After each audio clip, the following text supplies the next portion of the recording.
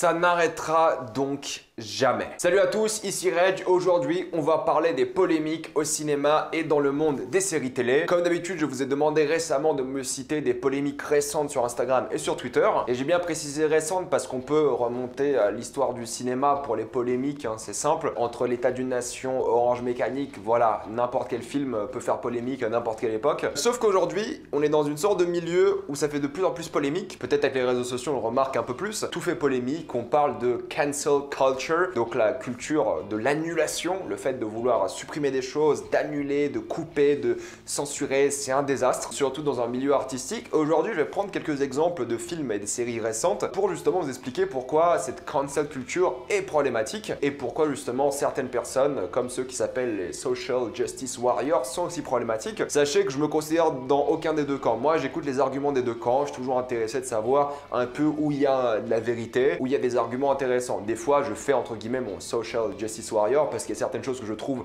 non justifiées, que je trouve inadmissibles, d'accord. Après, je pense que beaucoup d'entre nous le considéreraient aussi, mais là, on parle de cinéma, on parle de séries, de musique, peu importe, on parle d'art. D'ailleurs, sur ma chaîne secondaire, j'aurais, peut-être, ça dépend à quel moment sortira cette vidéo, mais fait une vidéo sur la polémique sur Freeze Corleone et un peu sur Damso, c'est sur la chaîne secondaire. Le problème, c'est qu'on censure, on coupe et ça me saoule un peu. Pour exprimer ce que je veux dire, je vais commencer avec un premier film. Le premier film, c'est Mulan. Mulan a filmé quelques scènes de son film dans la région où les Ouïghours sont emprisonnés et sont forcés de travailler. Vous avez entendu parler de cette histoire, c'est évidemment horrible, c'est des camps de travail forcés. En plus de ça, il se passe plein de choses là-bas et Disney a décidé de filmer là-bas et probablement d'utiliser du travail ouïghour. Bon, ça arrive avec toutes les marques récemment, Nike, Uniqlo, on sait qu'ils ont tous utilisé du travail ouïghour. Même Volkswagen, il y a quelques années, on donnait une interview en mode « Ah, on savait pas ce qui se passe là-bas ». Enfin bref, vous comprenez l'histoire, tout le monde, enfin les grosses entreprises utilisent de l'exploitation ouïghour gratuite. Et Disney a filmé certaines scènes là-bas et en plus de ça, l'actrice principale, il me semble, si je dis pas de bêtises, corrigez-moi, était pro-Beijing. Bon là, rien de surprenant, c'est une actrice chinoise, qu'elle soit pro-Beijing, rien de choquant. Jackie Chan est super pro-Beijing. Lui soutient à fond le parti communiste chinois, on le sait. C'était problématique d'avoir cette actrice-là parce que Disney l'ont eux-mêmes avoué que c'était un problème au niveau marketing et relations publiques parce qu'elle soutenait donc Beijing au moment des manifestations à Hong Kong où justement tous les États-Unis soutenaient Hong Kong. Du coup, sortir un film avec une actrice principale anti-Hong Kong au moment où les États-Unis sont pour Hong Kong, niveau business, c'est compliqué pour eux et ils le ressentent encore aujourd'hui.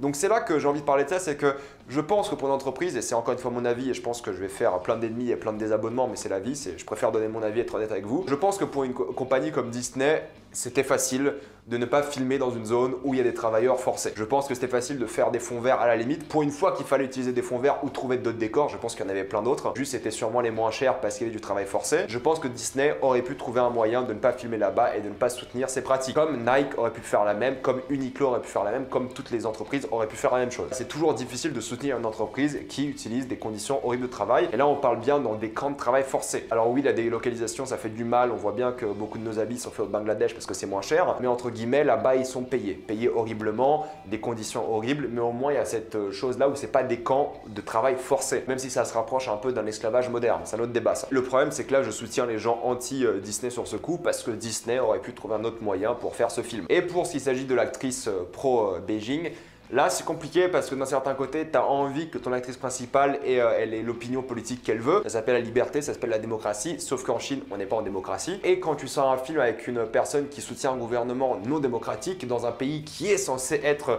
le paradis de la démocratie, même si c'est pas le cas, c'est les États-Unis. Là, je pense que ça aurait été intelligent d'un point de vue business, d'un point de vue marketing, de choisir une autre actrice. Après, je pense pas qu'elle avait cette opinion publique parce qu'elle était moins connue peut-être du point de vue occidental quand elle avait cette opinion, elle en parlait moins. Je pense que ça aurait été intéressant de changer d'actrice et je pense pas qu'ils vont retravailler avec. Donc je soutiens que les acteurs aient l'opinion politique qu'ils veulent, mais d'un autre côté, quand tu es un mec qui fait du marketing, du business comme Disney, faut choisir des endroits pour filmer normaux où il n'y a pas de travail forcé, enfin normaux entre guillemets au moins, où il n'y a pas de travail forcé et où tu as une actrice qui a des opinions qui sont en lien avec l'entreprise. Moi, si je bosse dans une entreprise, il faut que mon opinion éthique, politique soit en accord au moins avec l'entreprise. Mais ça, c'est pas l'avis de tout le monde. On en parlera d'ailleurs juste après. Brooklyn Nine-Nine, enfin du moins S-Squad 99 ou 99 avait une polémique parce que le remake québécois n'avait pas d'actrice latina, alors que l'œuvre originale, Brooklyn Nine-Nine, ont des actrices latines. Là, je vais soutenir Escouade 99 parce que ce n'est pas parce que c'est un remake que tu dois forcément prendre la diversité, les couleurs des gens. Tu prends les acteurs que tu veux, c'est ton choix en tant que créateur, producteur, directeur de casting de prendre les meilleurs acteurs ou les acteurs que tu souhaites. Qu'il n'y ait pas de diversité, c'est pas ton problème, c'est le problème de personne. Alors oui, les gens s'attachent peut-être un peu mieux aux gens de leur ethnie, d'accord, mais ça c'est une erreur de marketing, à la limite c'est une erreur de business pour eux,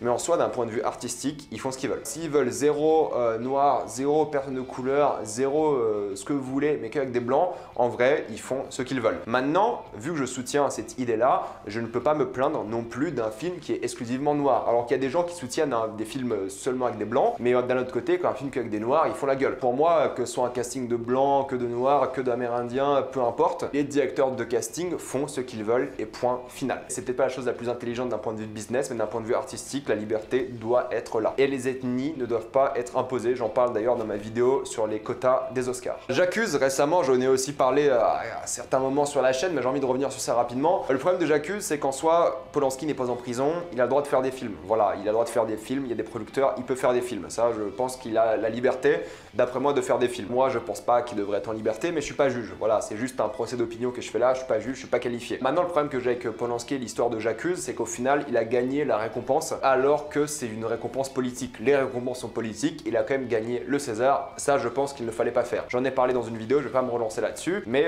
tant que la justice n'a pas été faite en France et tant qu'il peut encore exercer le fait d'être metteur en scène, techniquement, il a le droit. Mais encore une fois, c'est un procès d'intention qu'on lui fait et c'est justifié. Si c'était moi, je l'aurais mis en prison, mais je suis pas juge. Je suis pas là pour mettre des gens en prison. C'est pas du tout mon travail, je suis pas qualifié. De ce point de vue-là, j'ai mis une vidéo sur ce sujet-là, je vais pas me répéter énormément. Allez voir mes autres vidéos avant de taper dans les commentaires que je suis un mec horrible et tout. Vraiment, je débat un peu plus dans mes autres vidéos. Il y a aussi le film Joker qui a fait polémique aux États-Unis parce qu'on parlait de l'ultra-violence du film, que le personnage du Joker tue des gens, c'est horrible, les gens pleuraient beaucoup. Alors, il y a eu cette histoire avec The Dark Knight quand il était sorti, il y avait un homme qui avait assassiné avec une arme à feu, forcément c'est les États-Unis, dans un cinéma durant la projection de The Dark Knight, et là ils avaient peur que justement ça se répète, mais l'ultra-violence ne doit jamais être censurée au cinéma. Si un metteur en scène veut faire des films ultra-violents, bah il fait des films ultra-violents. S'il veut faire du torture porn, eh bien oui, le torture porn c'est autorisé. Du moment que c'est pas réel, du moment que c'est pas des snuff films, il n'y a aucune raison d'interdire un film violent. Vous savez ce qu'on a pour interdire les films violents, ou du moins les limiter? On a des avertissements plus 12, plus 18, plus 16, il me semble d'ailleurs en France c'est pas plus 18. Aux États-Unis ils ont le R-rated, on a les PEGI pour les jeux vidéo, enfin on a des avertissements pour vous dire voilà ce film est violent, c'est pas pour des enfants, tout simplement, ça s'arrête là. Si un film veut être violent comme Joker, il sera violent, le réalisateur fait ce qu'il veut. Ne censureront jamais un film pour sa violence ou pour sa nudité ou peu importe. Tant qu'il n'y a pas eu de violence sur le tournage et des choses comme ça,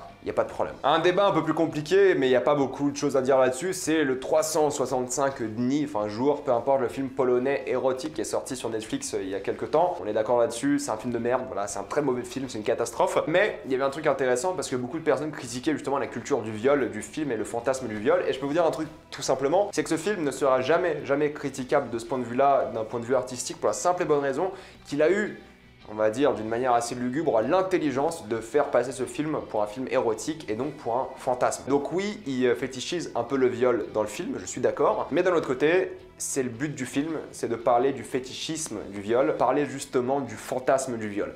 Et donc vu que c'est un fantasme, c'est difficilement critiquable. Vous avez le droit de juger le fantasme ou ce que vous voulez de ce point de vue-là, d'accord, c'est votre vie, vous faites ce que vous voulez, mais c'est impossible de censurer un film pour un fantasme. Tu as le droit de faire un film où le fantasme, et vous avez le droit de détester le film encore une fois, c'est le viol.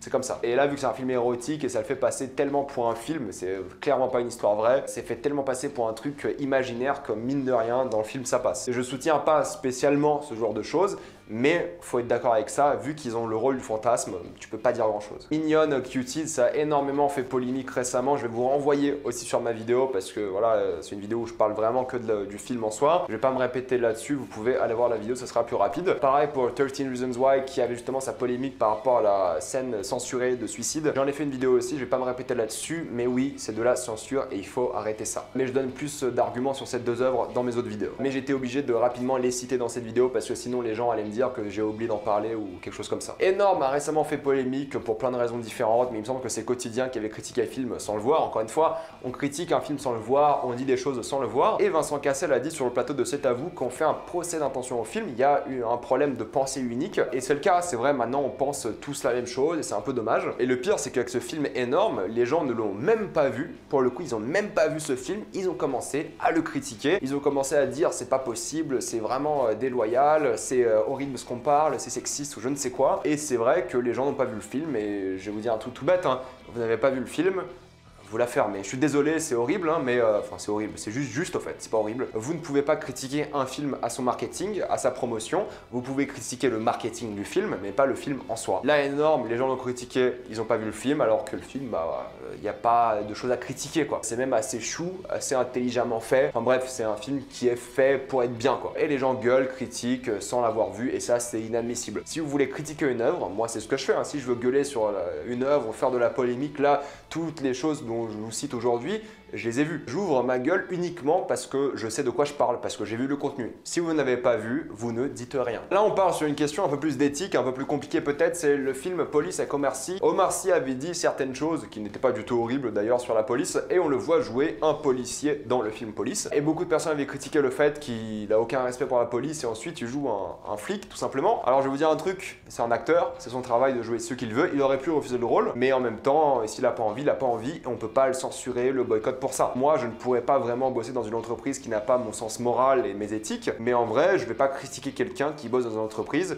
qui n'a pas le même sens moral que lui. Je vais pas critiquer cette personne en tout cas. Ça n'a pas, enfin pour moi, c'est peut-être pas ouf en tant que trait de personnalité, mais d'un point de vue subjectif. Mais en vrai, je vais pas la critiquer, je vais pas l'insulter, je vais dire voilà, tu fais ta vie, tu fais ce que tu veux. Là, c'est pareil. Peut-être Omar Sy n'aime pas la police et c'est pas ce qu'il a dit, mais peut-être il n'aime pas la police. Alors, il a tout à fait le droit de quand même jouer un policier. Encore plus, il a le droit de jouer un policier pour critiquer la police. C'est pas le cas du film pour le coup, mais c'est un acteur. S'il veut jouer un rôle d'un personnage qu'il déteste, il peut le jouer. Imaginons que beaucoup d'acteurs actuellement aux États-Unis détestent Donald Trump. Si un jour l'un des acteurs qui déteste Trump doit jouer Trump, eh bien il peut le faire. Bon, ça sera aussi un film pour le critiquer. Même si c'est un film positif sur Trump, il peut jouer Trump, il n'y a pas de souci éthique. C'est un choix que l'acteur fait. S'il se sent, lui, à l'aise à jouer un personnage ou un travail qu'il ne supporte pas ou qu'il n'aime pas, il a le droit. On n'est pas là pour dire l'inverse. Vous avez le droit de ne pas être d'accord avec ça, mais l'acteur fait ce qu'il veut. Et on ne devrait pas censurer ou boycotter un acteur pour ça. C'est un travail, c'est son travail, ça s'arrête là. La polémique sur Messiah était un peu stupide, voilà, apparemment, les gens qui n'ont pas vu le film, mais juste la bande-annonce, même les gens au Liban d'ailleurs, ils ont arrêté le tournage de la saison 2 à cause de la polémique, en partie à cause de ça, et au fait c'est une polémique apparemment sur l'identité d'un personnage prophétique de la religion musulmane, et au final quand tu vois la série, c'est pas du tout ça. Ça montre pas les musulmans avec une mauvaise image, ça montre pas ce personnage prophétique en tant que personnage qu'ils avaient donc énoncé dans les polémiques. Non, il n'y a pas de tout ça. La polémique n'est pas justifiée. J'avais d'ailleurs vu une vidéo d'un imam qui en parlait. Enfin bref, c'est n'importe quoi comme polémique. Encore une fois, les gens ont critiqué le marketing avant tout. Ils n'ont pas vu la série. La polémique est sortie avant la série. Donc déjà, il y a un problème. Donc non, il n'y a pas de polémique à avoir. Encore une fois, ça critique sans avoir vu et vous n'avez pas le droit de faire ça. Pour revenir sur l'histoire des acteurs, il me semble que Bryan Cranston avait été critiqué parce qu'il jouait le rôle d'un tétraplégique dans le remake d'Intouchable. Et les gens ont critiqué le fait que c'est pas un tétraplégique qui joue le rôle. J'ai envie de vous le dire, c'est un acteur, il fait ce qu'il veut encore une fois. Si un acteur veut jouer un personnage homosexuel, transgenre, tétraplégique, handicapé, peu importe, il a le droit. Son travail, il fait ce qu'il veut, ça s'appelle le travail d'acteur. Bien sûr qu'il faudrait mettre en avant des acteurs homosexuels, transgenres, tétraplégiques, peu importe, s'ils ont du talent, évidemment. Mais on ne devrait pas avoir ça comme liste prioritaire pour jouer un tétraplégique. Déjà, ça réduit, je pense, beaucoup la liste des gens qui peuvent jouer un tétraplégique. Mais en plus de ça, t'as envie d'avoir du marketing, parce que des tétraplégiques connus, il n'y en a pas, tout simplement, enfin, du moins pas en Occident. Et avoir Bryan Cranston, c'est normal, et il joue le rôle qu'il veut, encore une fois. Arrêtez de critiquer les gens. Il me semble que Scarlett Johansson avait été critiquée parce qu'elle avait un rôle qu'elle a refusé parce qu'elle n'était pas transgenre. Elle a dit il faut prendre un personnage transgenre parce que Twitter lui était sauté dessus. Non, Scarlett, tu as le droit de jouer un personnage transgenre si tu veux, ça s'arrête là. Bien sûr, il faut mettre en avant des gens de différentes cultures, différentes sexualités, bien sûr, bien sûr. Mais en vrai, peut-être ce film va faire un bide parce que maintenant, il n'y a plus Scarlett Johansson qui aurait pu booster la notoriété du film. Voilà, un acteur, il joue ce qu'il veut, ça s'arrête là, point final. Ça va peut-être choquer des gens, mais c'est mon avis. Voilà, un acteur, il a le droit de jouer ce qu'il veut, c'est son travail. Pour parler un peu des comédies, ça me fait mal au crâne juste d'en parler, c'est Community, l'épisode du blackface qui a été enlevé des plateformes de streaming. Et il a été enlevé parce que t'as un personnage qui fait un blackface et non pas d'une personne noire, mais d'un elfe noir. C'est pas un humain noir, un elfe noir. Il fait un blackface et cet épisode a été enlevé. Ça n'a pas de sens parce que le fait qu'il fasse un blackface est critiqué dans la série. Maintenant, on peut plus montrer des choses qu'on critique, c'est plus possible. C'est juste politique, les blackface et trucs comme ça. Bien sûr, faut pas les faire, c'est pas bien, d'accord, mais en vrai, une œuvre qui critique le fait d'en faire en faisant une, c'est légitime. Parce qu'il faut montrer le fait que c'est pas bien pour le critiquer. Et c'est ce qu'ils font dans la série. En plus, c'est même pas un humain, c'est un elfe noir, un elfe. Vous avez vu des elfes noirs gueuler sur Twitter parce qu'il y a un blackface d'elfe noir? Non, parce que ça n'existe pas. Voilà, point final. La comédie est un peu sacrée et surtout quand elle critique. Et il faut pas se laisser abattre par les réseaux sociaux qui font des hashtags, des trucs à la con parce que tu critiques ce qu'ils dénoncent. Les réseaux sociaux et Community critiquaient la même chose, mais quand même les réseaux sociaux voulaient censurer Community. Ça n'a pas de sens, c'est dégueulasse. Et pour finir avec Ace Ventura, alors oui, on a parlé de Ace Ventura qui était transphobe et tout. Alors il y a plusieurs débats à avoir là-dessus. Premièrement, c'est notre époque. Je comprends qu'on n'avait pas le même sens de l'humour à l'époque. C'était peut-être un peu plus sexiste, un peu plus transphobe, d'accord, mais c'est une œuvre de l'époque. Peut-être mettez un panneau à la limite pour dire que l'humour n'est plus approprié aujourd'hui. En vrai, ça reste une comédie. Si le personnage est transphobe dans la comédie, on peut faire des blagues transphobes. Si un personnage est antisémite et il fait des blagues antisémites dans un film, on pourra les garder parce que c'est le personnage. Alors oui, derrière, il y a peut-être une intention du metteur en scène, mais si c'est critiqué, il n'y a pas de souci. Dans Ace Ventura, c'est tellement ridicule, ces blagues sur la transphobie, c'est vraiment pas le truc le plus choquant du film, et de loin, c'est pas du tout le truc le plus choquant. Et c'était pas la même époque. On a beaucoup évolué depuis, maintenant on fait attention. Mais censurer un film qui est sorti il y a 30 ans presque, parce qu'il a fait une blague qui n'est plus appropriée 25 ans plus tard, on va dire, faut arrêter de déconner. On censure pas des trucs qui sont sortis il y a 70 ans parce qu'il y a un truc qui est un peu touchy dedans. Limite, tu mets un avertissement, mais ça s'arrête là. La morale de ça, c'est que pour critiquer une œuvre ou pour faire la polémique là-dessus, il faut avoir vu l'œuvre. C'est un peu con, mais beaucoup de gens le font pas. La majorité des gens ne le font pas. Donc si vous voulez faire la polémique et gueuler sur les réseaux ou je ne sais quoi, regardez l'œuvre en question, la série ou le film, regardez et ensuite vous pouvez l'ouvrir. Je suis désolé, c'est mal poli, mais après, faites-le. D'abord, renseignez-vous. Comprenez les arguments derrière, ne gueulez pas avec un hashtag sans raison. Voilà, je vais m'arrêter là. Dites-moi ce que vous pensez des polémiques, des séries, des films, de la cancel culture dans les commentaires. Êtes-vous d'accord ou pas d'accord avec moi? Dites-moi des films qui vous ont choqué ou pas du tout. Tout ça dans les commentaires. Comme d'habitude, pensez à vous abonner à la chaîne pour plus de vidéos. Mettez un j'aime et partagez cette vidéo, ça aide beaucoup la chaîne. Si vous aimez la chaîne, pensez à faire un don sur Utip ou à rejoindre à côté du bouton s'abonner, ça me fait un peu d'argent. Suivez-moi sur Instagram pour des critiques exclusives. Suivez-moi sur Twitter pour toutes les news et salut à tous.